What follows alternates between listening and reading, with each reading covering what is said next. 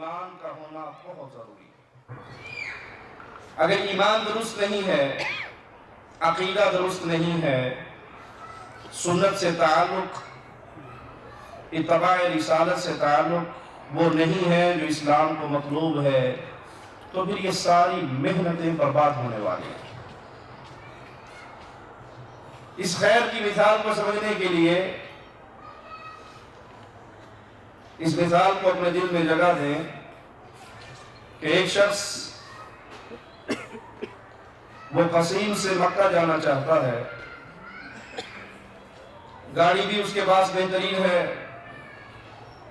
2012-13 model گاڑی ہے، ٹینکی petrol سے فل ہے، جیب پیسوں سے فل ہے، 5ویں گیئر میں ڈال کے دوڑا رہا ہے، لیکن سڑک اس نے مکے کی بجائے دمام کی پکڑ لی۔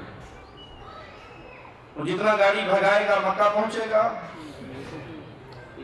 وہ مکہ نہیں پہنچ سکے گا۔ کیوں؟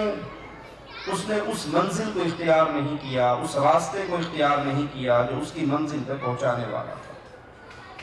اور وہ دمام پہنچ کے روئے کہ دیکھو میں نے تو گاڑی بھی چلائی، 120 کیا، 140 پہ دوڑائی، پیٹرول بھی لگا، وقت بھی لگا، محنت بھی کی، ڈرائیوری بھی کی، میں مکہ کیوں نہیں پہنچا؟ عقل مند انسان جواب میں کہیں گے آپ نے سب کچھ کیا، آپ کی منزل درست نہیں تھی، وہ راہ درست نہیں تھی جو آپ کو منزل مقصود پر پہنچا دی، آپ نے وہ سڑک ہی نہیں پکڑی۔